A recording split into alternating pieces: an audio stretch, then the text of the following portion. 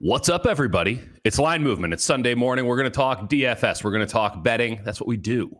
We have a routine about this now. We're ready to rumble. We got Peter Overzet here. Or is that Patrick Laird? I can't tell. He is wearing a jersey as if he could play at any moment for the class of the AFC East, the Miami Dolphins. But I'm looking at him now. It's Pete Overzet. So sorry. Pete, how you doing? I'm very disappointed, but you can tell me how you're doing. Yeah, I'm doing good. I'm excited to have James joining us. Hope is a little under the weather. And it is perfect because last year during Laird Week, James had a tweet where he thought my touting of Patrick Laird was very disingenuous. So for James to be filling in on Laird Week 2020, it's just, it's perfect. Thank you, James, for being here. It's Line Movement's Director of Esports and Data. It's James McCool in the flesh. Welcome, James, to our really stupid morning show. So happy to have you here. And welcome to Patrick Laird Week, buddy. Yeah, I mean, concession of the fates, right? It couldn't be a more perfect opportunity for me to jump in this week with Laird Week upon us. Even though it's never really Laird Week, but I'm sure that we'll get into that. There will be a Laird Week. You just don't know when it's going to happen. It's probably going to be the time that you least want it. Speaking of things that we don't want, Denver Broncos, Atlanta Falcons. Falcons are 4.5-point favorites on blitzbet.eu. Total in this game is 48.5. Pete, give me some DFS knowledge, baby. Let's see here. Did you say, are we starting with Denver here? Yeah, we're starting Denver, Atlanta. Okay, yeah. So this game, I think, is at the beginning of the week, I thought this might fly a bit under the DFS radar. As the week has progressed, it seems like people are really warming up with this. If you play your Drew Lock double stacks, it's really cheap. You can bring it back with Julio, who's going to be one of the most popular plays on the slate, especially if we get Calvin Ridley ruled out, which we'll know here in the next 25 or so minutes. And I think there's some good ancillary plays in this game as well. Melvin Gordon is underpriced relative to his role. Hayden Hurst isn't a bad tight end option. Curious what James thinks here as far as touching this game for DFS. Yeah, I'm not super into this game. I think that a lot of people, when they build out these stacks that are just not really that great for DFS, they look at the defense and they're like, oh yeah, I'm going to stack the Broncos this week because they face the Falcons. But I don't really like stacking teams that are only popular because of the defense they face. Like nobody else is ever running to stack the Broncos any other week. Mm-hmm. So when they're up against the Falcons, people are on them, and it's just they're not a very good offense. They have inconsistent pieces in the target trees. So I think Julio Jones deserves to be good chalk. From reports that I've seen, Calvin Ridley is most likely out. I think the more interesting question is who backs up for Calvin Ridley, where I think it's going to be Christian Blake getting the snaps, but it still might be Russell Gage getting the targets. Let's talk through the betting aspect. No, Pete, if you got thoughts, go. Oh, no, yeah. I was just saying that's the hard thing. Like I've heard some theories floated that like the Falcons have a direct 1-for-1 replacement for all of their wide receivers. So like when Ridley's out, it's Christian Blake. When Julio's out, it's Olamide Zaccheaus. So that is a tough thing to untangle. And I'm not sure there's a right answer to it. Well, okay, let's talk about the betting aspect of things then, because Denver coming back last week against the Chargers showed a little bit of spunk. They might have something going there. Atlanta playing better ever since they got rid of Dan Quinn, but I don't know if they're particularly good. Like total in this game, 48.5. I think it's the first game that we've had in the 40s with the Atlanta Falcons in a minute or two. How do we feel about 4.5 points at home? Underdogs are killing it this year. Just pretty much across the board. I think they're going at like 57% hit rate against the spread this year. Is this a good underdog play for you, James? Yes, no. I don't think that I feel comfortable enough taking the Broncos. Sure, they had the comeback last week, but I think this is a really emotionally driven team. And I think that taking emotionally driven teams against the spread is typically not something I'd want to do. If you think that they're going to cover 4.5, you might as well just take the money line. Right. And just hope that they end up beating the pants off Atlanta playing at home. The one thing that I will say is that without Calvin Ridley, Atlanta does have kind of a weak receiving core. Hayden Hurst is not necessarily a premier tight end, and Julio Jones is really the only person there. So if the Denver Broncos can end up shutting down Julio Jones, then they have a chance to win this game outright. But I'd rather just lay the money line than take the spread. Pete, how do you feel about emotionally driven teams as an emotionally driven man? Yes, it is. It's I can easily get my mind in that frame of reference. Yeah, I don't know. When you look at Drew Lock's like stats over the past, I mean, his average passing yards this season is like 180, and I believe his over under in the markets is like 270 today. So they're really putting a premium on this Falcons defense being bad. That said, I think Atlanta is also pretty fraudulent, especially if they don't have Calvin Ridley. So if I had to pick a side, I'd probably take Denver with the points, but I don't feel great about it. Moneyline plus 170 on blitzbet.eu. And as a big fan of if the line is close, take the money line. Yeah, I'm in. James, Soul Brothers here. Let's talk Ravens. Let's talk Colts. Ravens 2.5-point favorites at whatever the hell they call that thing in Indianapolis. It's a dome stadium. It has no character. Whatever. Lucas Oil Stadium? Yeah. Total on this game is 48.5. We're going to start with you, James. Who are you playing and how are you feeling? Look, I've played a Raven stack every single week this year so far, and I think that I can't get off the train yet because the instant that I do, I'm going to lose all of my money because of it. So I kind of feel as though I have to take a Raven stack this week. Look, Lamar Jackson is still projected really, really well. I have him projected for 230 passing yards and like 60 rushing yards on 11 attempts. He is still projecting very well as a rushing QB. The problem is that I have felt that they have not unlocked the ceiling of this offense this year. They're not letting him, quote unquote, cook. They're kind of like holding him back a little bit. And I think that's been prevalent based on the game plans that they've had. So I will say that Marquise Brown, the squeaky wheel narrative here, where he was saying that he wasn't getting enough work. He was complaining about it on Twitter. I think they do go back to feeding him this week. I like Lamar Jackson and Marquise Brown. Mark Andrews is on sale. The stack is right this week, especially with low ownership, but they just haven't had the ceiling that they had last year. Pete, talk to me about the Colts defense. I mean, is it good enough to stifle Lamar? We've figured out you're a big game script guy, and we know with the game script with Baltimore, if they have to throw, they're in trouble. They need to run the ball, and then the passing game comes off of play action or just overstacking of the box, and you hit them well over the top. Really, they have that intermediate game, but that's just on like third downs.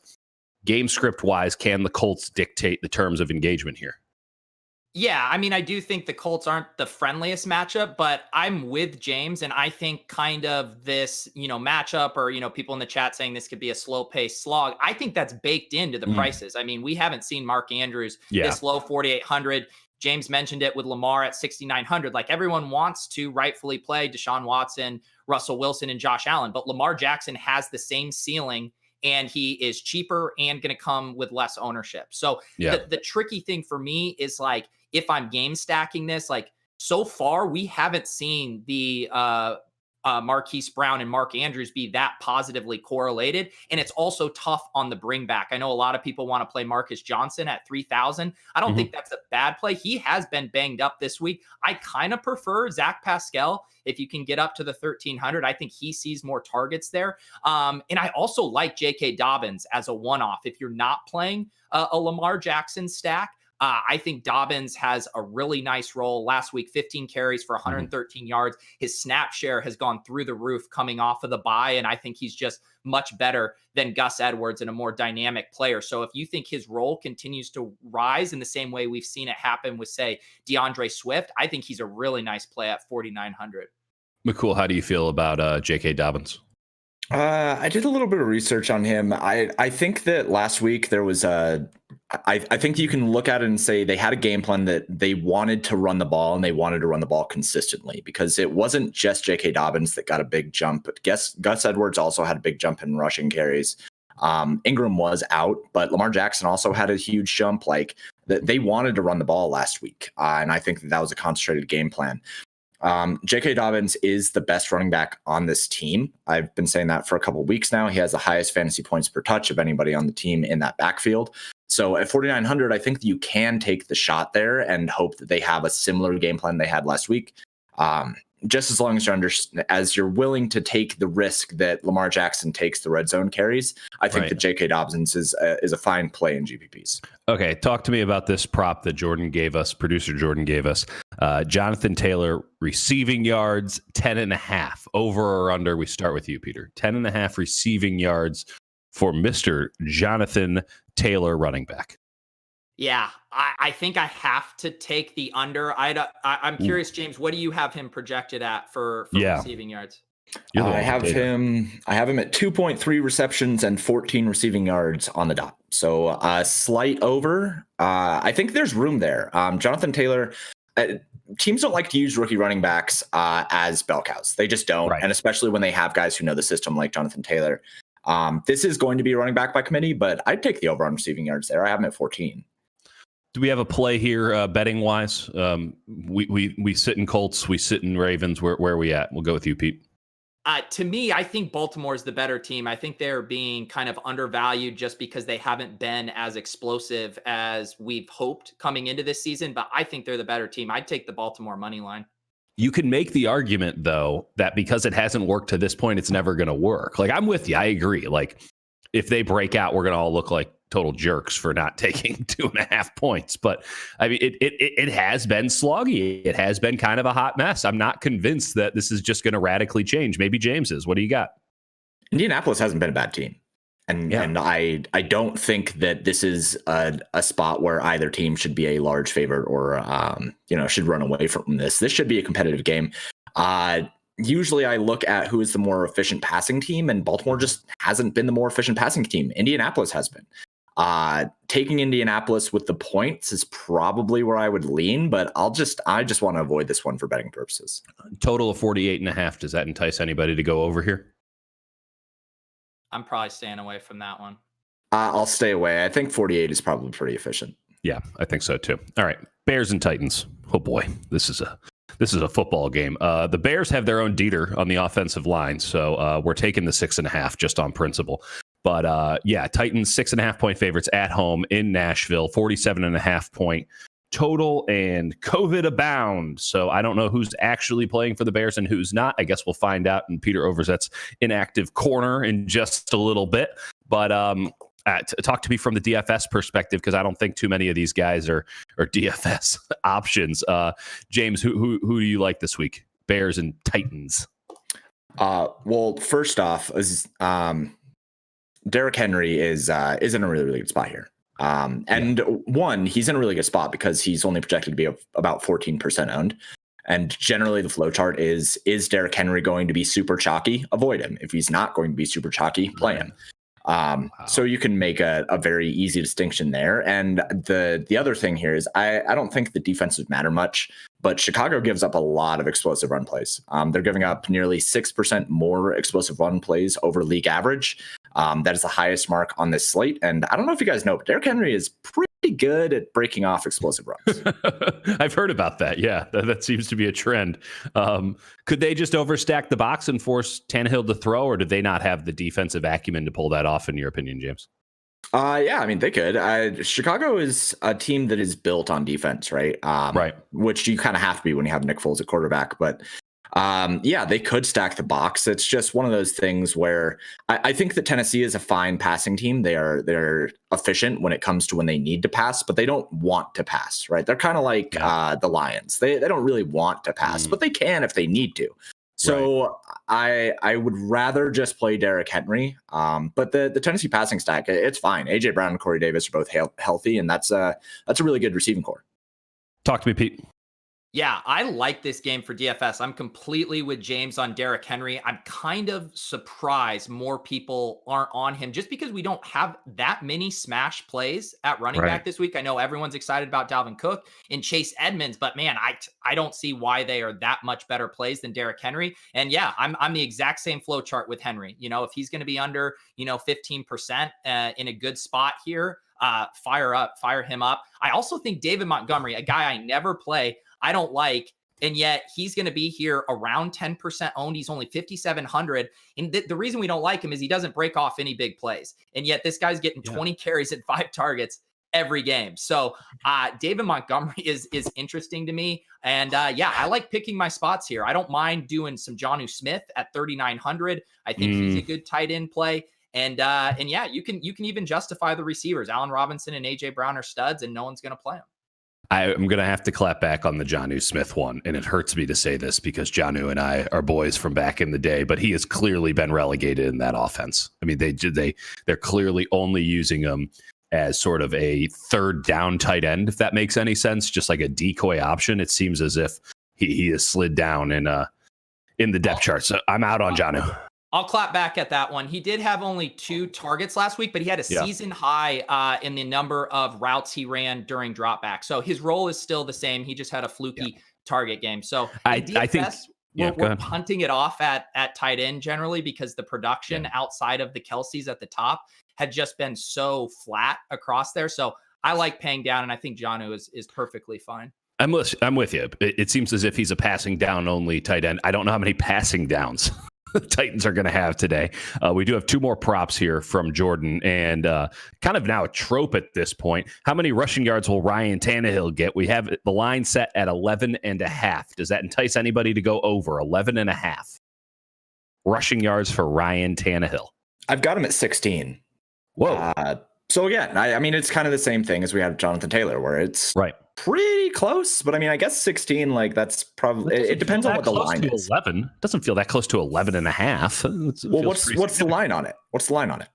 I'm seeing the lines vary across books, but 11.5. I think it's a no-brainer. James, what's the number? Do we have like an actual, like what do we have? The line that I took it at was 11.5 on DraftKings Sportsbook because I'm not a Canadian listener, so I can't do blitzbet.eu. Right. No. But of course. James, your projections have been right on line with what I've been looking at all day, back with Jonathan Taylor as well, back here with Tannehill. So you guys should check out his site. Go paydirt.ghost.io. I mean, we'll pull it up on screen here, but I said it last week. Do it. When a projection line is that close and you don't see a couple places significantly lower than the bet you're taking, I just don't see why you don't take it. Could someone make a case why you wouldn't take it? I can. Being a coward? I don't know. What do you got? I mean, listen, it's projecting 16. Obviously, there's there's a chance. It's not like it's locked in and like guaranteed to happen. They wouldn't have the line set at 11.5. Like, I can see how it couldn't happen, but the fact is you got a big old delta between what you're projecting and what the line is. Like, it feels like that's just a good way to make money over time by just betting those. Yeah. The thing is that a 16 projection is a median, right? So that's 50% outcome. If the line is set at 11.5, and we are looking at, I don't know, like a negative 175 odds, right? Like that matters. The odds we're looking at 110. We're looking at 110. Okay, cool. Yeah, like just straight up 110. Yeah, like you do not have to buy any extra.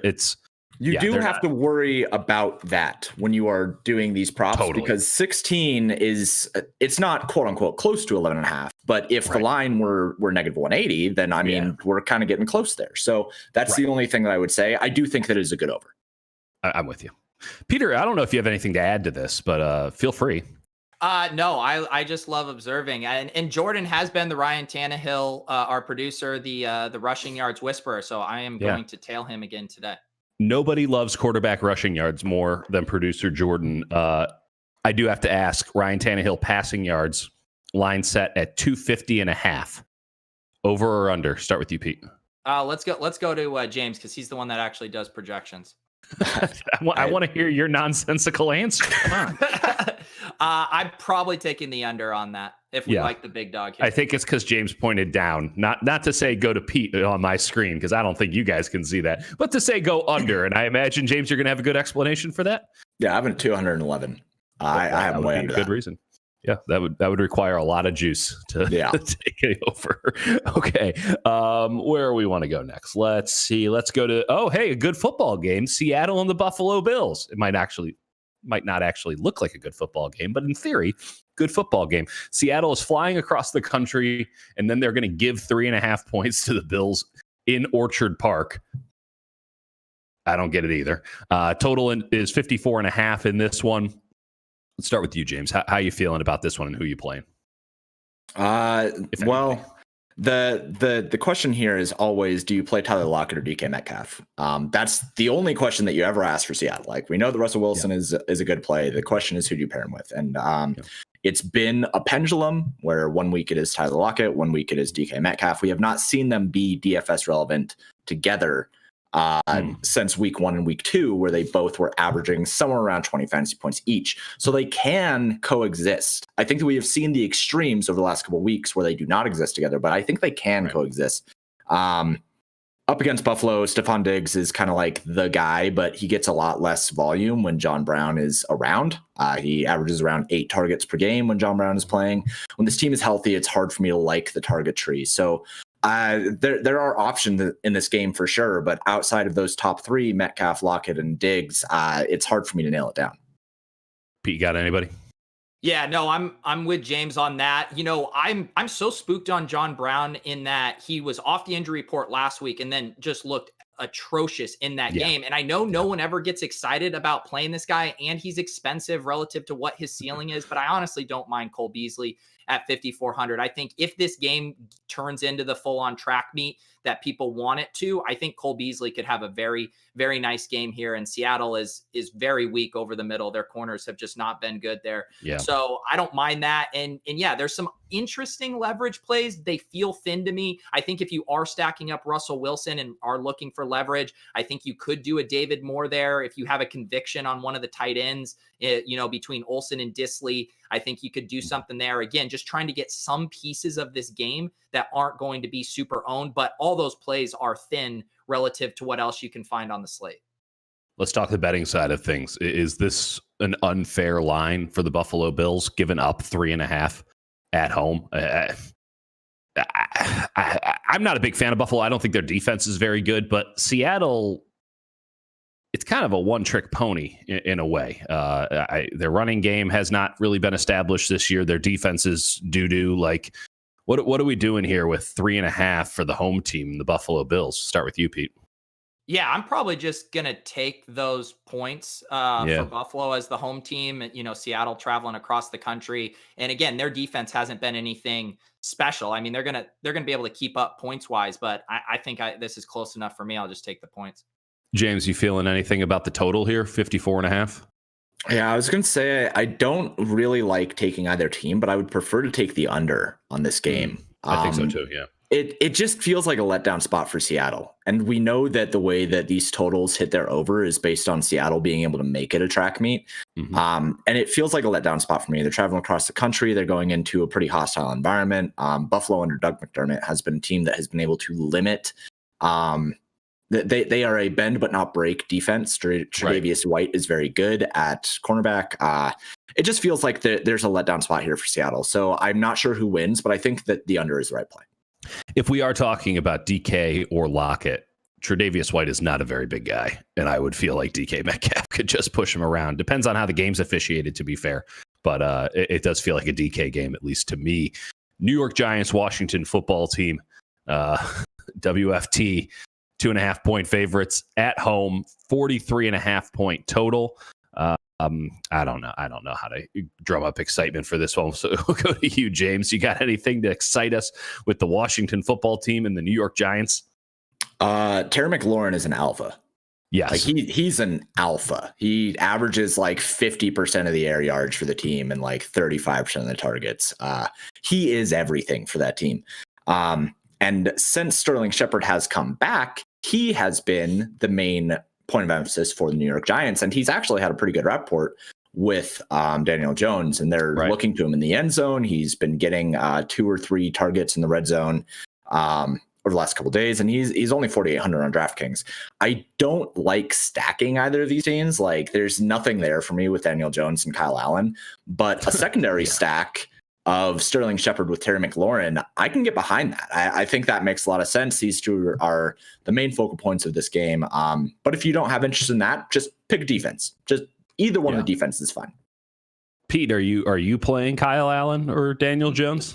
No, I'm not stacking this game up. I mean, you look at the implied team totals and there's just not enough points to get you there. But I like the call that James made. I think there's some other good one-off plays in this game. I mentioned Evan Ingram before. He had 10 targets last week. Golden Tate is not going to play, and Sterling Shepard had 10 targets last week. Again, he's not like the sexiest play. He falls into that kind of Cole Beasley, Randall Cobb, slot wide receiver mold. But without Tate, and at 4,800, I think that's a solid play. And I even like Antonio Gibson at 5,800. He continues to have a really nice role. So I'm with James. I'm looking at these secondary correlations: Ingram, Gibson, Shepard, Terry McLaurin, but I'm not loading up on it beyond that. Nobody has mentioned Wayne Gallman. Fountains of Wayne Gallman. Producer Jordan threw at us 10.5 receiving yards for Wayne Gallman. Anybody degenerate enough to want to put down a bet on 10.5 receiving yards for Wayne Gallman? We'll start with you, Pete. You're a degenerate. Yeah, I mean, he did play as the lead back, and I guess if he's losing touches, he was losing them to Alfred Morris. But if on the receiving prop, I guess Dion Lewis, though, it also figures to be involved there. Right. I don't know. I can't. I just can't. James, you're not an emotionally driven guy, and Pete is already broken down emotionally. So how are you feeling? I'll take the under on it. I haven't projected for less than 1 reception and 6 receiving yards. So I mean, that would be a good reason. Really? In a spot. That is, I think that's a little low. I mean, not that I'm, not that I'm the director of data of linemovement.com, but I had the lowest I have in the 3 sources that I'm using is 12.5, and my average I have from him is 14.4. So am I an idiot, James? Tell me, please. Be honest. I don't think you're an idiot. I think data can come from different sources, but my data says sucks. 6 yards. So some data is a bit more subjective than others. I have him at 6. I can't believe we're fighting over Wayne Gallman receiving yards. This is a new low point on the Line Movement Sunday morning NFL show. Carolina Panthers, Kansas City Chiefs. Chiefs 10.5 point favorites at home, 51.5 point total. James, what are you thinking? This game's awesome. Kansas City Chiefs are pretty much just always going to be the team that has the best chance to be the number 1 stack overall. Travis Kelce is almost always the tight end that has the best chance of being the top tight end overall. And there are plenty of different wide receiver options that you can utilize. We were talking before the show about Mecole Hardman versus Demarcus Robinson and who you could use as kind of some salary relief. But this game looks like it should be in a really good spot. We're going to have to talk about Christian McCaffrey and Mike Davis and what we think that split is going to be. But currently, I really do like Kansas City stack. Bring it back with Robbie Anderson, who is certainly the established wide receiver 1 in Carolina. But I'm interested to hear Pete's thoughts on this game because I like the Kansas City side a lot, and I like Christian McCaffrey a lot, but I don't know if I can use them together. Yeah, I've seen conflicting stuff on McCaffrey's usage. I saw one of the beat reporters was like, no, the team wasn't going to rush him back. He's good to go. They're going to give him, the full complement of snaps. Mike Davis relegated to more of a complimentary role. And then I saw an Ian Rappaport report this morning that said they're going to be alternating drives. So, if it's the former, then I think Christian McCaffrey is a great tournament play. If it's the latter, he's way too expensive and doesn't have the ceiling to get there at 8,500. So I'm now leaning toward not playing him with that alternating drives report. That has me spooked. And like I said, I'll just play Derrick Henry for $600 cheaper. And I know he's going to get 25 touches. So I don't think you need to use Christian McCaffrey. And I agree with James. I don't mind DJ Moore. I do probably slightly prefer Robbie Anderson in a vacuum, but you're also getting $700 savings as well. And I think you play Mahomes with Kelce, pick one of the cheaper wide receivers and bring it back with your Panthers wide receiver of choice. I agree with you, James, that Robbie Anderson has turned into the wide receiver 1, but Moore is like right there. And I know that it's inconsistent, but it doesn't seem like both of those guys can cook at the same time. Is there any value in playing Moore instead of Robbie Anderson this week? Yeah, there's reason to do it. Like DJ Moore is the person who ends up getting more consistent air yards, I will say. His ADOT is usually a little bit deeper, but when you're looking at the way they've split over the last 5 weeks, since week 4, you have Robbie Anderson at 43% of the air yards and 29% of the targets. DJ Moore at 35% of the air yards, 22% of the targets. And those, we do have to have the caveat that Curtis Samuel has seen his role slightly increase because of no Christian McCaffrey. So I think that you can use Robbie Anderson and DJ Moore together in a game where they are going to be playing from behind, trying to catch up with the Chiefs. I think that in this circumstance, it's fine. That being said, if you're going to use both of them, you're likely going to be using Teddy Bridgewater and not Patrick Mahomes, and you bring it back with Travis Kelce. For me, that's the way that I would look at it for DFS. Pete, you got any thoughts on that?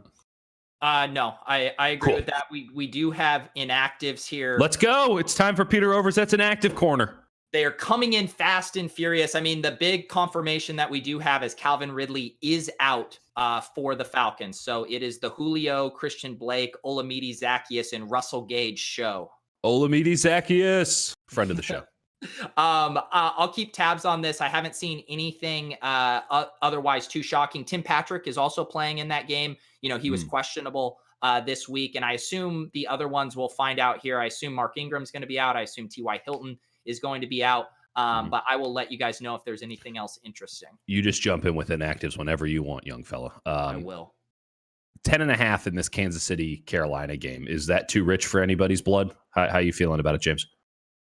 With Christian McCaffrey back, it kind of depends on how you feel about this offense with Christian McCaffrey. There were a lot of people that want to be quirky and say that this offense is better with Mike Davis. I don't really buy that. I think Christian McCaffrey makes his team better, and 10.5 is a lot of points. They did just beat the pants off of the Jets, which it's the Jets. So sure, whatever.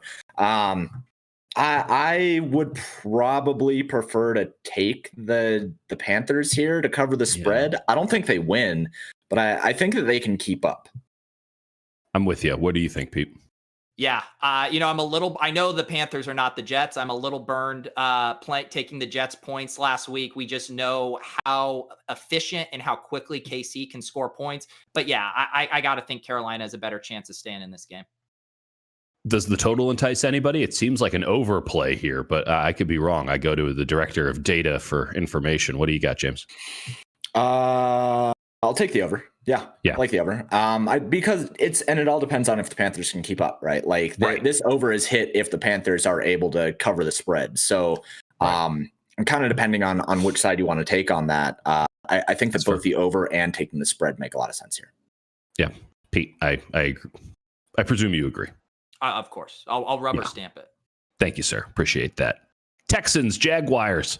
This game is being played on a Sunday. I don't know why. This is Thursday Night Football written all over it. I expect color rush uniforms, full khaki Jaguars, full red Houston Texans, and yet we're going to be playing it, in the afternoon in Jacksonville. It's Luton time for the Jags. Dear God. And somehow they're only 6.5 point underdogs at home with, I believe it's Jake Luton starting at quarterback. This is a team that is overtly tanking. And Houston doesn't really have any incentive to tank because they don't have a first round pick. They've lost it to Mr. Laird's Dolphins over here. So Texans, Jaguars, anyone want to play anybody in this game? Definitely. Pete, what do you got? Okay, let's do it. Tell me. I think the Watson double stack is one of the cleaner double stacks on the slate to Fuller and Cooks. They've shown a strong positive correlation there, other than like when we talk about, say, Thielen and Justin Jefferson on the Vikings. Those guys have been pretty negatively correlated. So I like how that shakes out. I also think the bringbacks on Jacksonville are really cheap. I mean, DJ Chark down to 5,200, Chenault at 4,200. People are going to be scared off because of Luton. I don't know if he's that big of a difference relative to Minshew there. And if you're projecting a shootout, I think there's definitely going to be some production to go around on the Jags. And then James Robinson is expensive, but the Jags have shown a willingness to fully run their offense through him. And Houston hasn't been anything special, as a run D stop team. So I like this game, and I definitely want some Watson double stacks. What do you got, James? Yeah, this game in my models has the highest combined passing touchdown expectation. Let's go. Both of these teams prefer to pass in the red zone. I'm pretty sure they both border on 70% passing plays when they reach the red zone.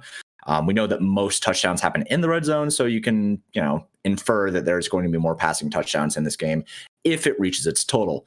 I don't know anything about this Jake Luton guy, whatever his name is. I know that he's tall. He seems like a John Elway prospect. He's 6'6", which is cool. The question that you have to ask yourself is Jacksonville going to treat him any differently than they treated Gardner Minshew? Are they going to try to run the ball more? Are they going to pass the ball more? We can't really know. We don't really have any info on that. I want to assume that they're just going to keep the same game plan, keep the same playbook.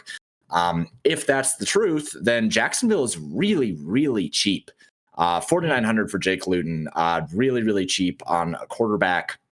DJ Chark and either Laviska Shenault or Keelan Cole as a secondary.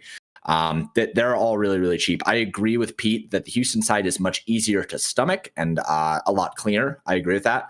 Where it's Watson with Fuller and Cooks, you can bring back DJ Chark and you can get large chunks of the available offense. But that Jacksonville side, you can go with Luton, DJ Chark, and Laviska Shenault and bring back Will Fuller, and you can have whatever running backs you want.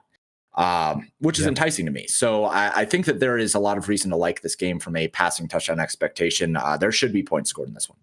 Luton, doesn't matter. What do you got? I was just going to say the chat, someone was wondering if there's going to be bad weather in the Jags game. I hadn't heard of it, so I looked it up. They say chances for rain, nothing too heavy or prolonged, winds a bit over 15 miles per hour sustained. But I don't think that's anything to move the needle for DFS. Yeah, agreed. Just in South Florida, there's some tropical storms that have been circling over the past few days, but it's not going to be anything downpour or torrential, anything like that, so I wouldn't worry about it. That'd be more of an issue for the Sunday night game, which is being played in Tampa, than it would be for Jacksonville, which is basically in another state. It's a very long state. It's a peninsula. How do we feel about 6.5? Anyone buying Luton and the Jags to cover 6.5? Start with you, James, because I think Pete needs to work through this a little bit. That's a hard one, man. I know. I don't think that Jacksonville covers that. I think that Houston is at least one tier better than this team, especially without Bill O'Brien and his silly little antics with that team. They're definitely a team that is a tier above Jacksonville. I'll take the touchdown on them instead. I agree with that. What do you think, Pete? Yeah, I'm with James on that. And actually, one guy we should mention that we haven't yet, unless James did. What are your thoughts on David Johnson? Because he's going to catch a decent amount of ownership at 5,600. I don't necessarily like him. The problem with him is that he hasn't had a ceiling. Like, he's sitting at about 0.75 fantasy points per touch. And that's even with like the most recent upgrade to his workload. He has been getting plenty of targets, but they're not necessarily red zone targets. He averages less than one red zone target per game. So he's not really going to be getting receiving touchdowns. He gets plenty of rushing touchdown or rushing red zone work. But like I said, this team prefers to pass in the red zone. So I think there's a pretty low ceiling on David Johnson.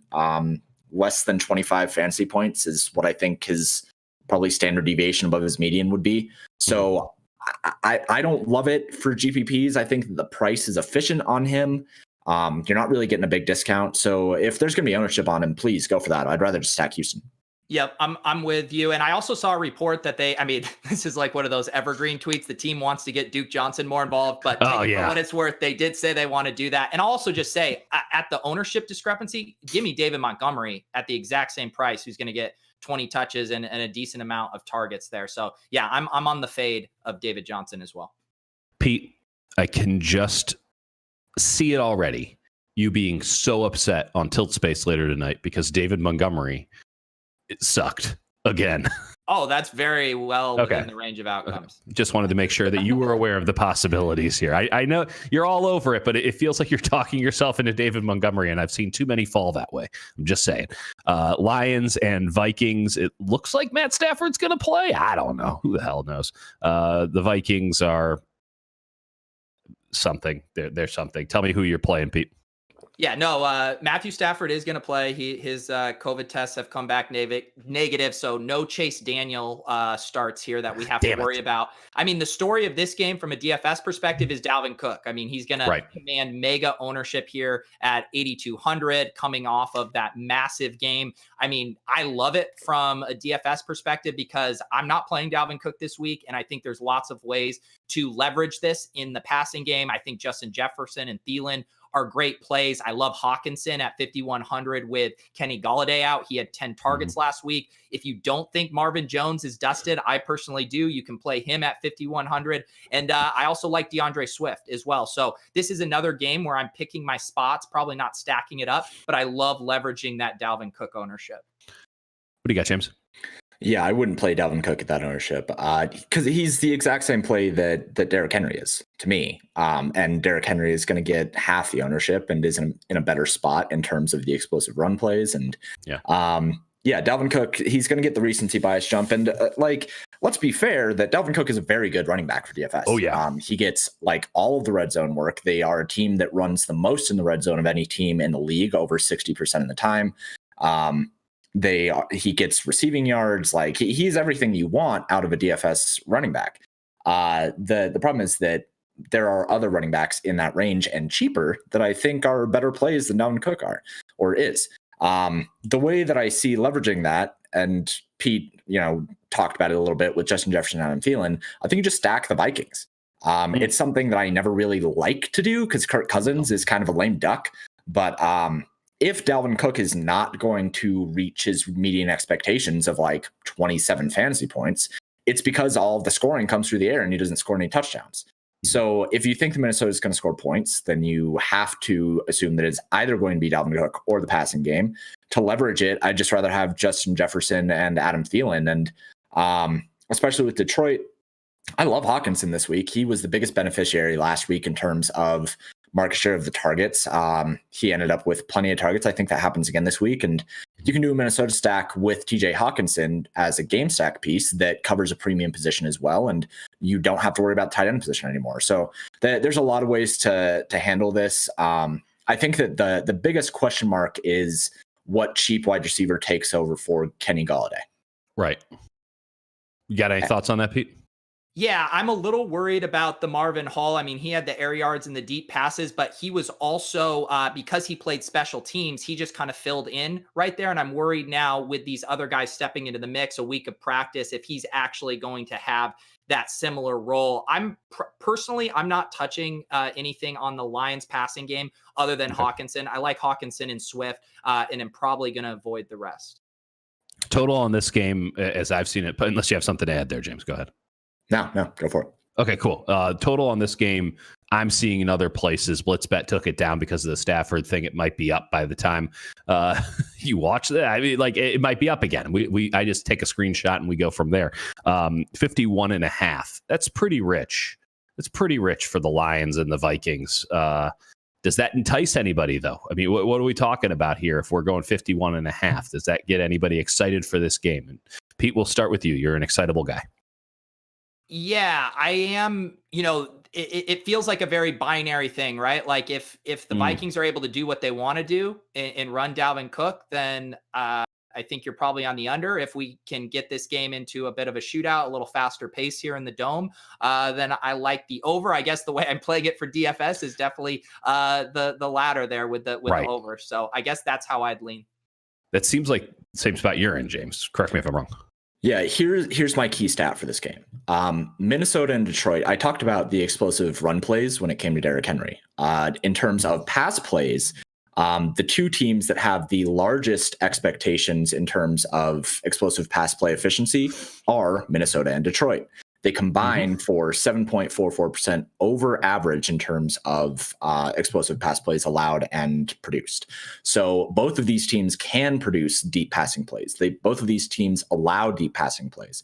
The only question is, are they actually going to utilize the passing game? For both me and Pete, we're like, yeah, screw Dalvin Cook. We're just going to fade that and play the passing game.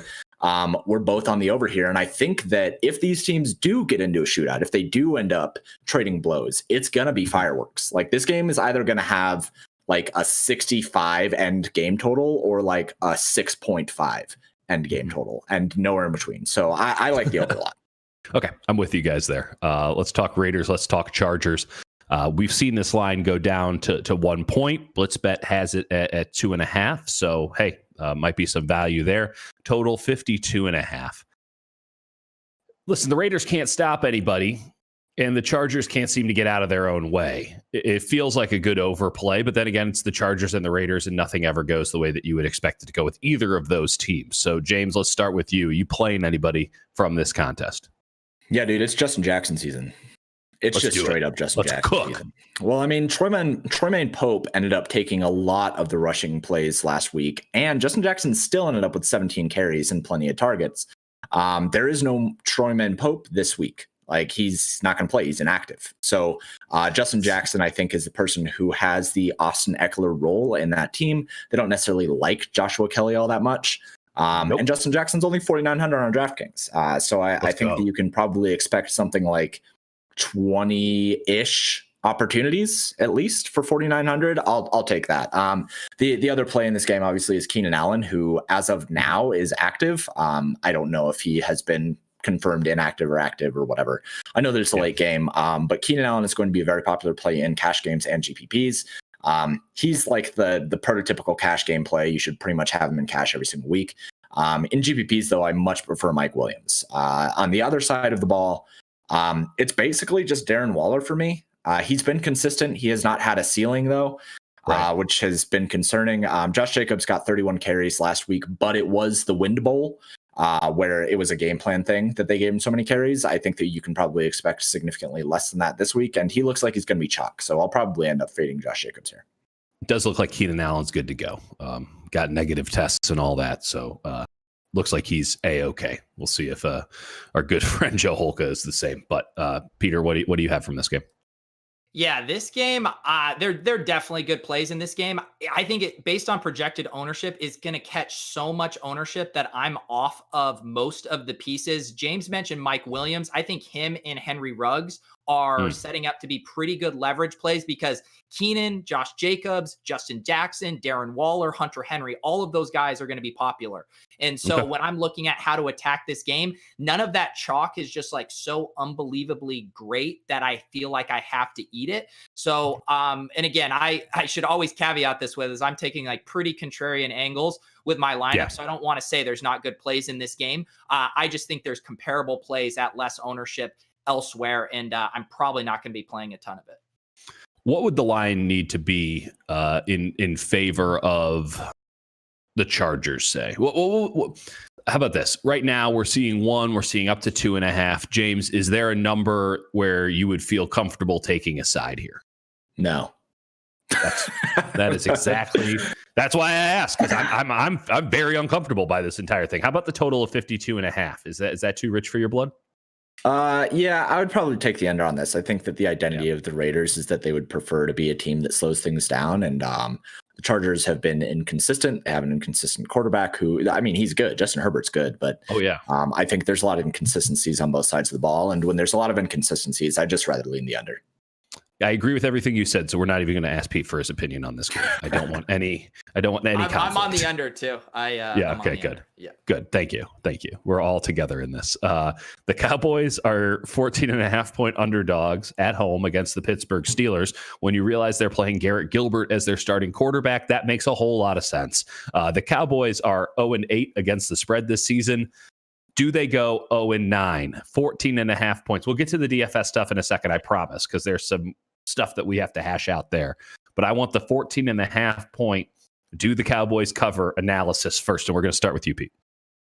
Yeah, I'm probably a sicko, and I'm just going to take the points here at home. But I'm a fish, so I don't know.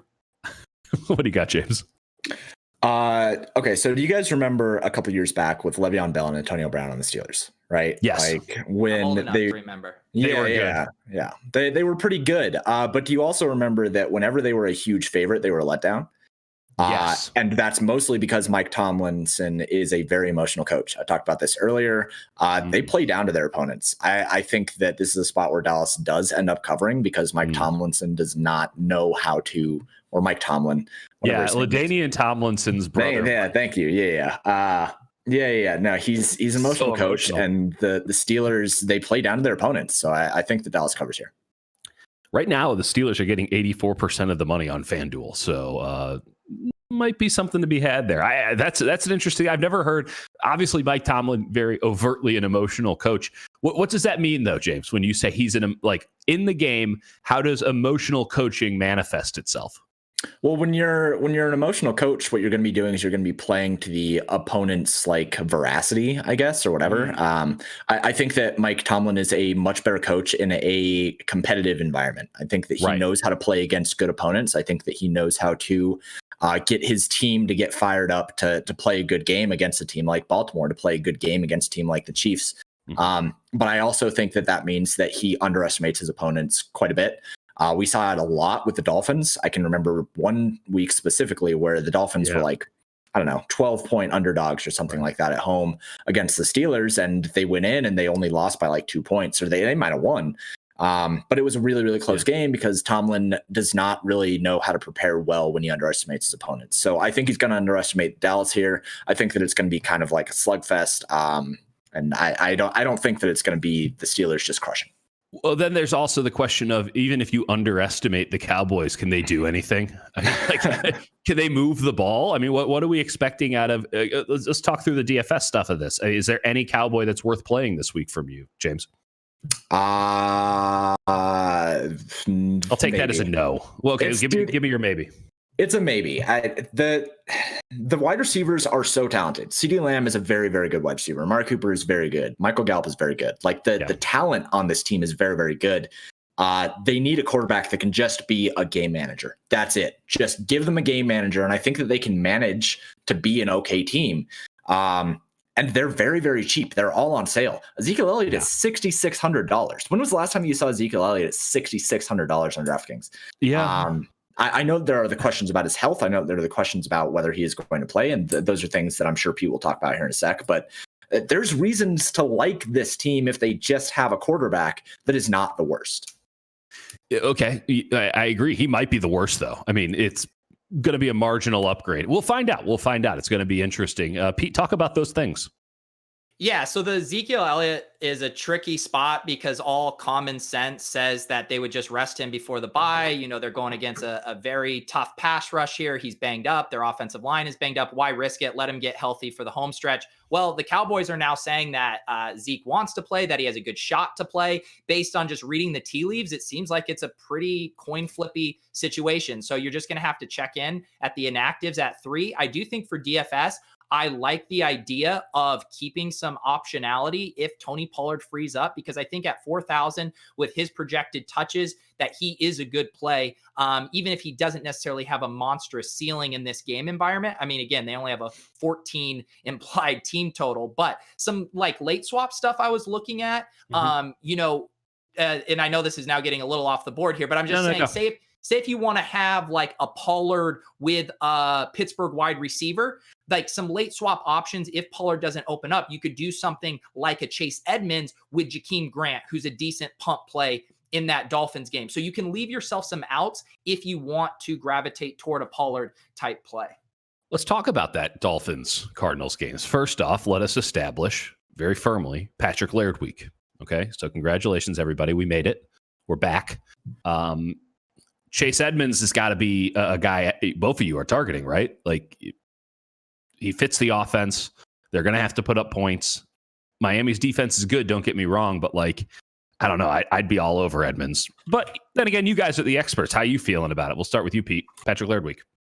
Yeah, so Edmonds, I think, is going to be the second most popular running back on the slate. So you're never going to take him. Yeah.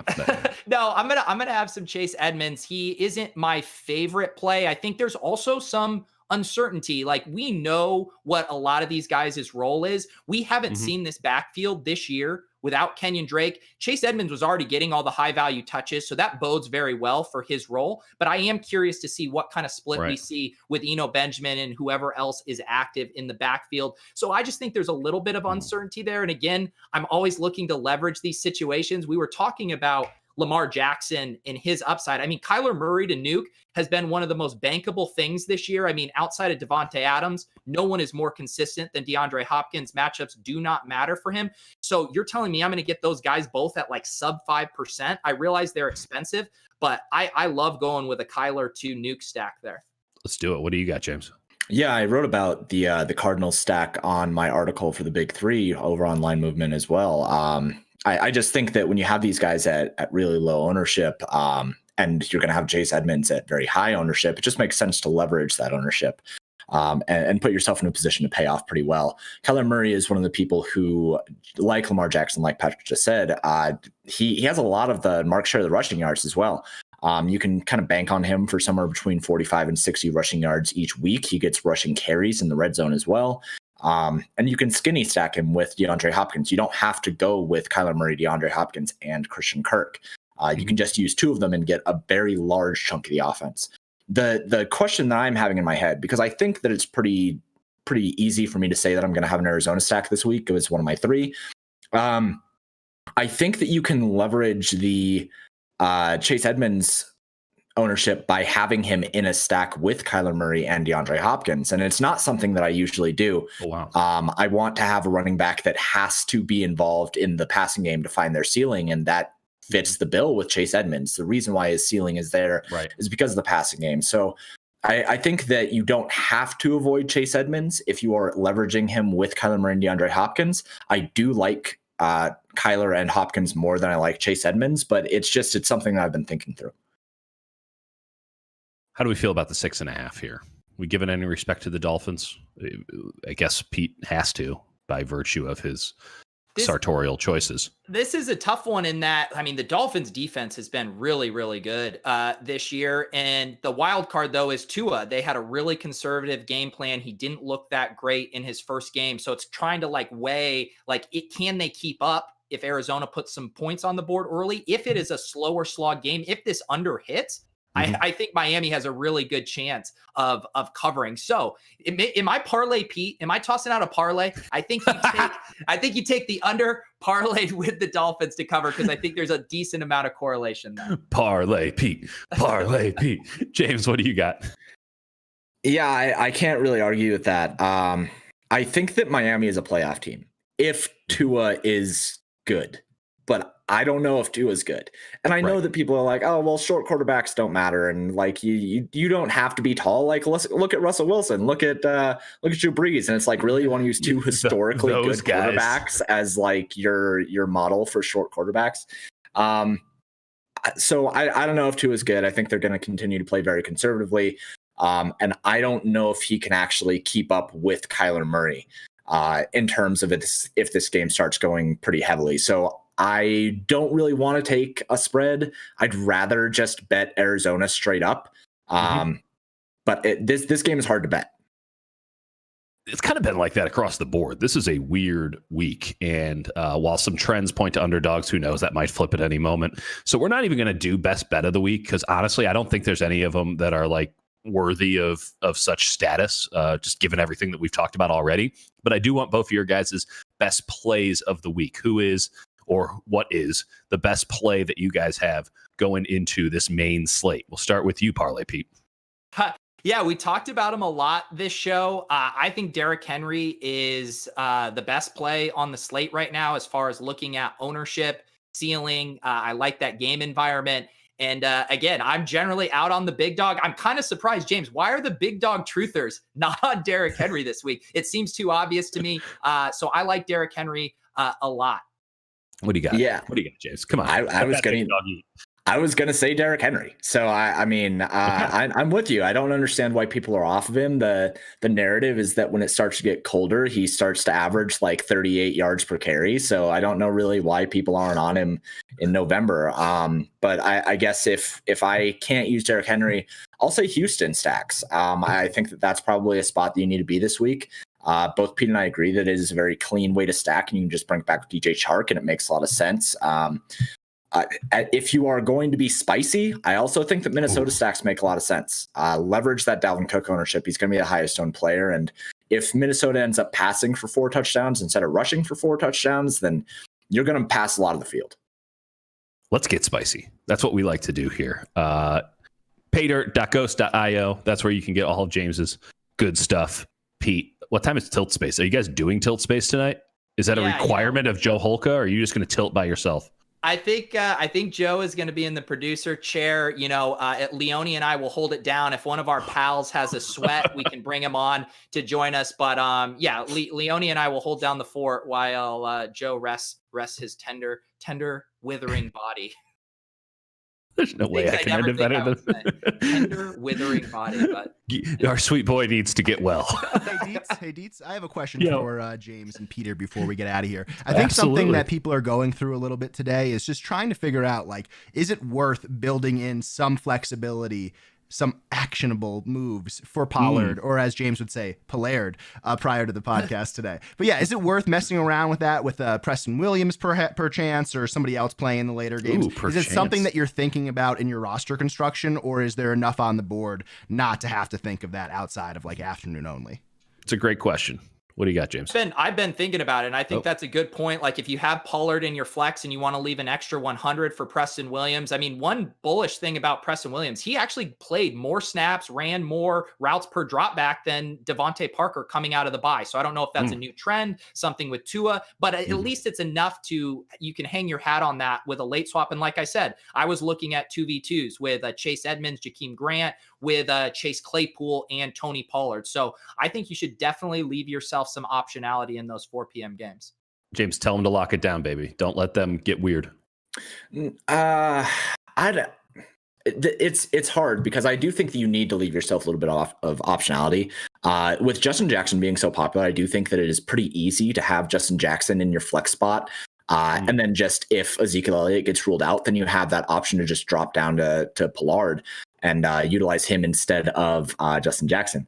So I think that there's that. I think that there are those 2v2s that Patrick mentioned. One of them that I have in mind is with a Keenan Allen situation where you might be able to drop down to Mike Williams and go like up if you want to get on Ezekiel Elliott. There's a lot of reasons that you can kind of leave things open, but I do think that you have to think about it at the very least. Make sure that when you're building your lineups, the flex spot is very valuable in terms of being those late games. So if you have players that are going to be in those late games, make sure they're in the flex spot. It's good stuff. That's really good stuff. Let's end on that. Tilt Space later tonight. Watch, just hop in the sauna with Pete and see how it goes. And paydirt.ghost.io for all of James McCool's good stuff. And beyond that, obviously, line movement. If you're not using blitzbet.eu and you are in a country where that is allowed, please do so. It is a great place to bet. We are very much fans of it here at Line Movement.